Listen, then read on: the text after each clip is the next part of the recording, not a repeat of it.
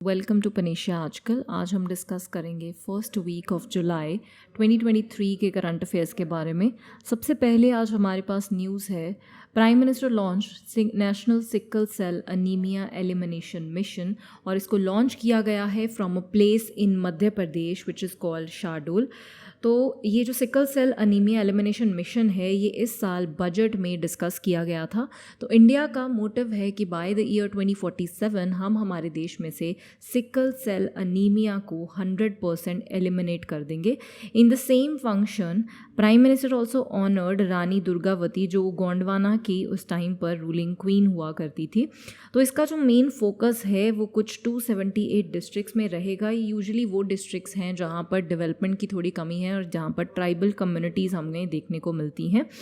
जिन families में sickle cell anaemia exist करता है, उन फैमिलीज़ को एक जेनेटिक कार्ड भी इशू किया गया है, क्योंकि ये प्रॉब्लम जेनेटिक आगे आगे ट्रांसफ़र होती रहती है। हमारे लिए ये स्कीम बहुत ही इंपॉर्टेंट स्कीम है, क्योंकि इस साल इसको बजट में मेंशन किया गया था। इसी के साथ आप देखिए, आयुष्मान भारत प्रधानमंत्री जन आरोग्य योजना कार्ड, जिसके अंदर 5 लाख तक की हर बिलो पॉवर्टी लाइन फैमिली को इंश्योरेंस दी जाती है, उनको भी 3.57 लाख बेनिफिशरीज़ को कार्ड डिस्ट्रीब्यूट किए गए हैं। तो हेल्थ सेक्टर से रिलेटेड है, ये एक बहुत ही इम्पॉर्टेंट न्यूज़ है। नेक्स्ट हमारे पास है, India handed over torch of startup 20 to Brazil. तो स्टार्टअप 20 की शिखर समिट अभी रिसेंटली हुई थी। तो G20 प्रेसिडेंसी के अंडर ही ये चीज़ें काम कर रही हैं। तो वो ये जो हमारी स्टार्टअप 20 इनिशिएटिव है, ये ख़त्म हो चुका है। गुरुग्राम में ये अभी रिसेंटली हुआ था और इंडिया ने इसकी जो प्रेसिडेंसी है आगे ब्राज़ील को ट्रांसफ़र कर दी है।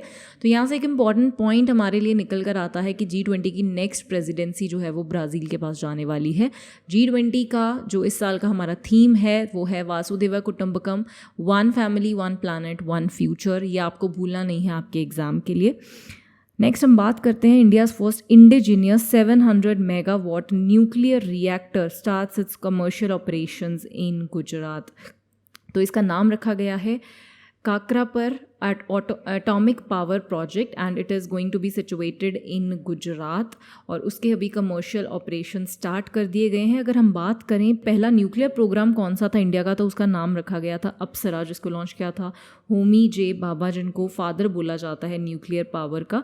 तो ये बात है 1956 की, लेकिन वो इंडिजीनियस इंडिया का प्लांट नहीं था। ये जो अभी रिसेंटली हमने बनाया है KAPP, this is indigenously India's first commercial plant. Next news है हमारे पास, YS Jaganmohan Reddy who is chief minister of Andhra Pradesh, उन्होंने लॉन्च किया है जगनन्ना अम्मा वोडी स्कीम, जिसके लिए एलोकेट किया गया है 6392 करोड़। ये जो इनिशिएटिव है ये असिस्ट करेगा 42 लाख मदर्स को, जिनको एनुअली 15,000 रुपीज़ दिए जाएंगे उनके बच्चों को स्कूल भेजने के लिए। So very very good initiative.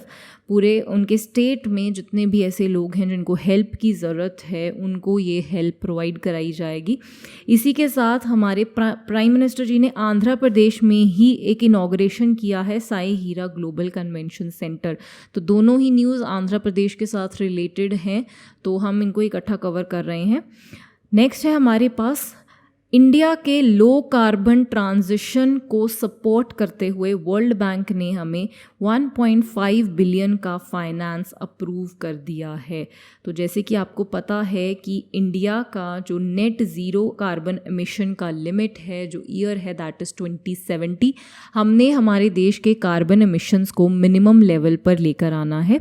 तो उसी के रिलेटेड हमें ये मिल चुका है loan from world bank. And also India की हेल्प की जाएगी implementation of national green hydrogen mission में, जो कि 100 बिलियन प्राइवेट सेक्टर में इन्वेस्ट किए जाएंगे बाय 2030। तो हाइड्रोजन के रिलेटेड भी इंडिया का एक अलग से मिशन है, और कार्बन के रिलेटेड जो इंडिया का एक ओवरऑल मिशन है कार्बन एमिशंस को नेट ज़ीरो लेके आने का, that is by 2030।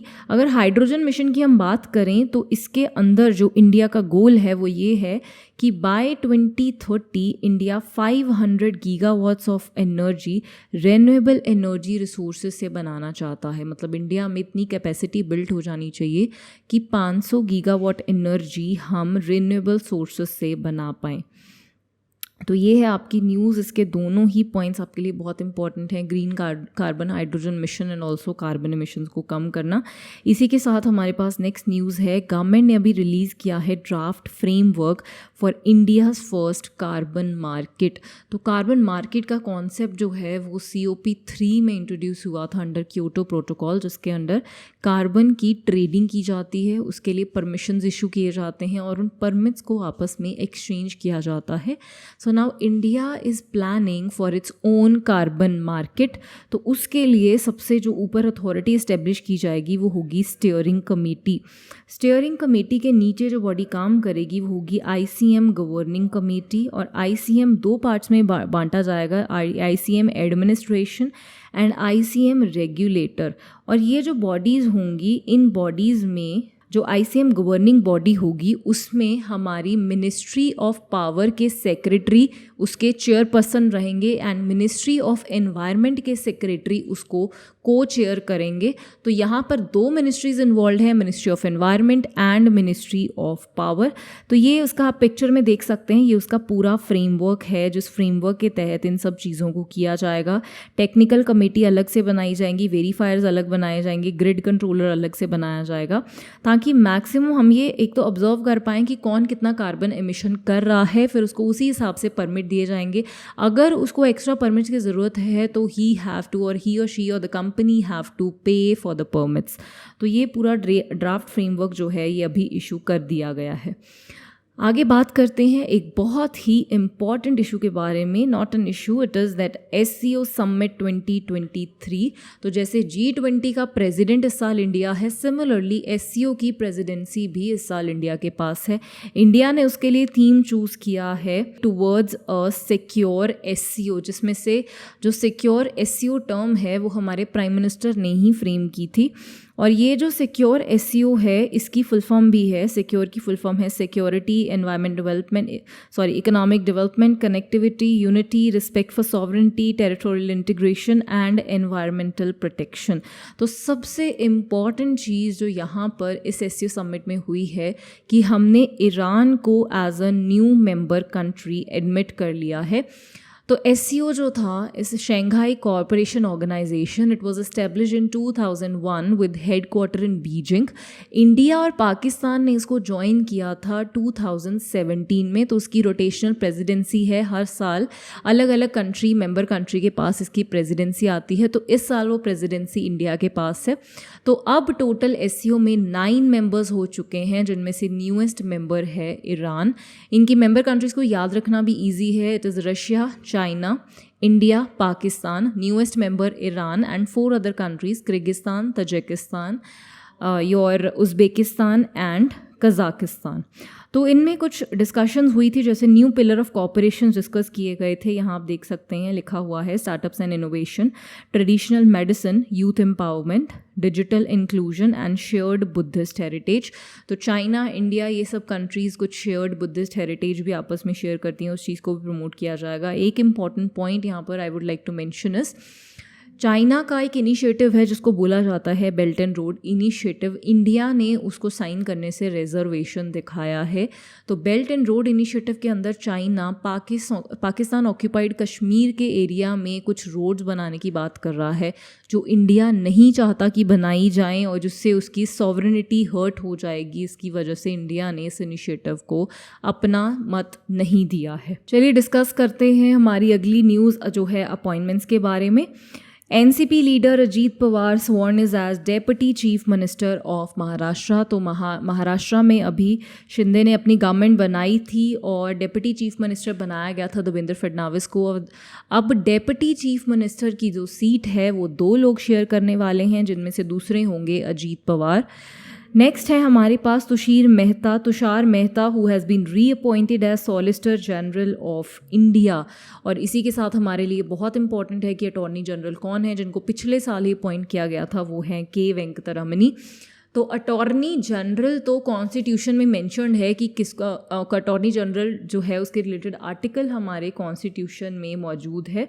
Solicitor general का आर्टिकल मौजूद नहीं है, लेकिन सॉलिसिटर जनरल को अपॉइंट किया जाता है by the appointments committee of the cabinet, और उसके बाद एडिशनल सॉलिसिटर जनरल्स भी अपॉइंट किए जाते हैं हमारे देश में for to support the activities of solicitor general and attorney general of India. So solicitor general is the second highest law position of India and attorney general is the highest law position of India. Third, we have China's Ku Dongqiu re-elected unopposed as head of Food and Agriculture Organization. Food and Agriculture Organization United Nations के under ही एक body है, वही body जिसने 2023 को as international day of millets declare किया है on the recommendation of India. Next है हमारे पास Adhav Arjun elected as president of the basketball federation of India. Next is Coal India named PM Prasad as chairman and managing director. Coal India हमारी Schedule A Central Public Sector Enterprise है and also it is a Maharatna public company, so very important company। कोई भी महारत्न, नवरत्न या किसी भी mini रत्न company के related कोई भी अगर न्यूज़ आती है तो वो आपके लिए एग्ज़ाम के लिए काफ़ी इंपॉर्टेंट है। Next we have RBI appointed P Vasudevan as new executive director. तो ये जो हैं ये काम देखने वाले हैं department of currency management, corporate strategy and budget department and also enforcement department. तो RBI में एक नई अपॉइंटमेंट हुई है, so definitely it is important for us. RBI ने अपॉइंट किया है P वासुदेवन को as new executive director. Next हमारे पास न्यूज़ है जापान इंडिया मैरीटाइम एक्सरसाइज, उसका नाम रखा गया है जाइमेक्स 23। उसका 7th एडिशन अभी रिसेंटली हुआ है from 5th to 10th of July in India only in Visakhapatnam. इसके 2 फेजेज़ हैं, harbour phase and sea phase. In harbour phase focus किया जाएगा professional sports and social interactions के ऊपर, एंड इन सी फेज़ दोनों नेवीज़ प्रैक्टिकली उन war fighting activities को exercise करके देखेंगी। तो जाइमेक्स जो आपकी एक्सरसाइज है, it is a naval exercise first of all and it involves 2 countries India and Japan. आगे हम बात करेंगे कुछ अवार्ड्स एंड रिकग्निशंस के बारे में। सबसे पहले है British children writer Michael Rosen awarded the PEN Pinter prize 2023। ये उन राइटर्स को दिया जाता है जो राइटर्स यूनाइटेड किंगडम या आयरलैंड या कॉमनवेल्थ की किसी भी कंट्री से बिलोंग करते हैं और ये आजकल की डेली की लाइफ के रिलेटेड कोई प्रॉब्लम्स को डिस्कस करते हैं, तो उनको ये अवार्ड दिया जाता है। Next we have Rajendra Singh टट received points of light award undivided Indian ex serviceman association के ये प्रेसिडेंट रह चुके हैं, उसमें इन्होंने कंट्रीब्यूट किया है।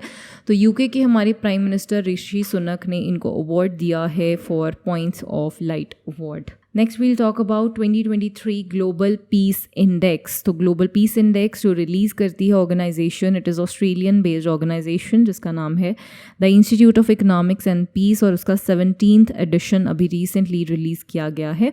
इंडिया की पोजीशन है 126 out of 163, not really good position. First number पर आई है country Iceland, then is Denmark, Ireland, New Zealand. तो आप देख सकते हैं टॉप 3 पोजीशंस यहाँ पर भी, including happiness index and all the major index. जो पहली 3 पोजीशंस हैं वो हमेशा यूरोपियन कंट्रीज़ ही लेकर जाती हैं, तो यहाँ पर भी हमें आइसलैंड, डेनमार्क, आयरलैंड ही टॉप पोजीशंस पर देखने को मिल रही हैं। अगर हम बात करें मोस्ट डिटीरियोरेटेड कंट्रीज़ के बारे में जिनकी पोजीशन पहले से काफ़ी ज़्यादा ख़राब हुई है, then that is Ecuador, Guyana, Sri Lanka, Haiti and Eswatini, और जिनकी इम्प्रूव पोजीशन है वो है कज़ाकिस्तान, ओमान, थाईलैंड भी इसमें हमें देखने को मिल रहा है। और इसमें सबसे नीचे जो कंट्री आई है ऑन पोजीशन 163, आपने शायद गेस लगा लिया होगा, दैट इज़ अफ़गानिस्तान।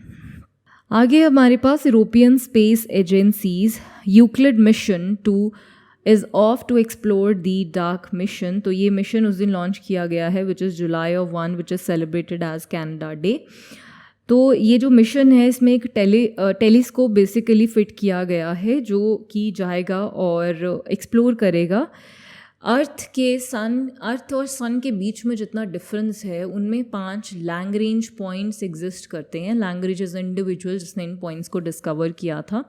तो इंडिया का जो मिशन है आपने देखा होगा आदित्य L1, वो L1 तक ही जा पाता है।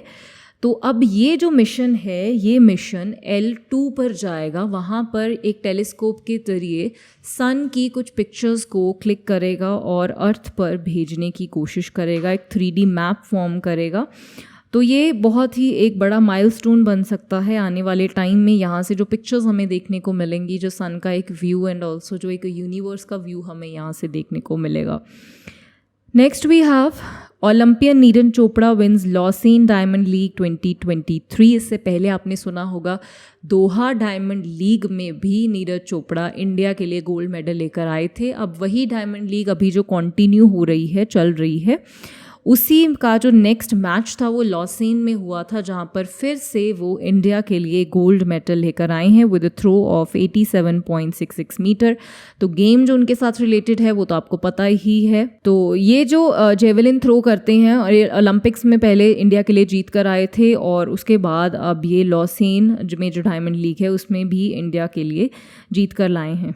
Next we have Asian Kabaddi Championship 2023. India beat Iran in final to win title. Again a good news for India. India ने ईरान को हराया है 42-32 के मार्जिन से, which is quite a good margin. और ये जो मैच था ये हुआ था at a stadium which is situated in Republic of Korea. तो इसमें 6 टीम्स ने पार्टिसिपेट किया था, India, Iran, Japan, Korea, Chinese and Hong Kong, जिसमें से फाइनल मैच हुआ है इंडिया और ईरान के बीच में, और इंडियन टीम हमारे लिए जीत कर लेकर आई है।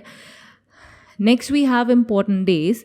1 जुलाई को 2 इम्पॉर्टेंट डेज आते हैं। सबसे पहले है नेशनल डॉक्टर्स डे, जो कि डॉक्टर्स की जो कंट्रीब्यूशन है उसको रिकॉग्नाइज करते हुए मनाया जाता है। तो ये कमेमोरेट करता है birth anniversary of doctor Bidhan Chandra Roy, BC Roy उनको फेमसली बोला जाता है, also known as maker of modern West Bengal. तो थीम जो इस साल का रखा गया था वो था celebrating resilience and healing hands. दूसरा जो दिन है that is 1 July, celebrated as GST day. तो 2017 आपको याद ही होगा जब फॉर्मली GST को लागू कर दिया गया था 1 जुलाई 2017 को। 6 साल हो गए हैं हमारे देश में GST को लागू हुए, तो 1 जुलाई को हम GST डे मनाते हैं। GST काउंसिल की अगर हम बात करें तो GST काउंसिल थोड़ी थोड़ी देर बाद मीटिंग करती है और इसको हेड करते हैं finance minister of our country. Father of GST बोला जाता है अटल बिहारी वाजपेयी जी को, और GST के हमारे इंडिया में ब्रांड एम्बेसडर हैं अमिताभ बच्चन। आगे हम बात करते हैं हमारी नेक्स्ट स्कीम के बारे में। दीनदयाल अंत्योदय योजना नेशनल रूरल लाइवलीहुड मिशन के तहत एक मोबाइल ऐप को लॉन्च किया गया है, जहां पर जो सेल्फ हेल्प ग्रुप में काम करने वाली वमेन प्रोडक्ट्स बनाती हैं, उन प्रोडक्ट्स को इस एप्लीकेशन के थ्रू बेचा जाएगा। इसको नाम रखा गया है ई-सारस मोबाइल ऐप। तो ये बहुत ही अच्छा इनिशिएटिव है, आम लोगों को सस्ते प्रोडक्ट्स मिल पाएंगे और सेल्फ हेल्प ग्रुप में काम करने वाली वमेन को काफ़ी ज़्यादा इससे हेल्प मिल सकती है। लास्ट है आज के लिए हमारे पास new Swarnima scheme for women, जिसके अंडर उनको एक टर्म लोन दिया जाएगा, और इसको इंट्रोड्यूस किया है ministry of justice and empowerment to provide financial assistance to women entrepreneurs from backward classes. इस स्कीम के तहत 2 लाख तक का लोन दिया जाएगा, which will be provided at the interest of 5% per annum. तो ये टर्म लोन रहेगा जो बैकवर्ड क्लासेस से वमेन है जो एंटरप्रेन्योर्स में जाना चाहती हैं, उनकी हेल्प के लिए इस स्कीम को लॉन्च किया गया है। So this was all your current affairs of 1st week of July. बने रहिए हमारे साथ हमारे YouTube चैनल पर। Thank you. पनेशिया ट्यूटर लाया है एक एजुकेशन प्लेटफॉर्म जहां पर अलग अलग कोर्सेस जैसे कि IAS, PCS, UGC net, SSC और बैंकिंग एग्जाम्स के लिए ऑनलाइन और ऑफलाइन क्लासेस की सुविधा उपलब्ध है। Comprehensive coverage of all the subjects through quality video lectures है। एप्टीट्यूड का topic that is blood relation, uncle's only daughter. He took the throne. तो जो थ्रोन पे एम्परर बैठते थे वो अपने साथ ले गए। Kohinoor diamond, the world famous Kohinoor diamond, वो भी मुगल ट्रेजरी से ले गए। फिर आया इकोनॉमिक प्रैग्मेटिज्म, यानी कि चाहे हमारे आपसे झगड़ा भी है तो भी हम आपसे व्यापार कर रहे हैं। जैसे चाइना है, हमारा झगड़ा होते हुए भी हम उससे व्यापार करें। PDF नोट्स और उनसे जुड़े हुए रिलेवेंट MCQs, साथ ही साथ comprehensive mock tests. So join Panesia Tutor for your successful and bright future.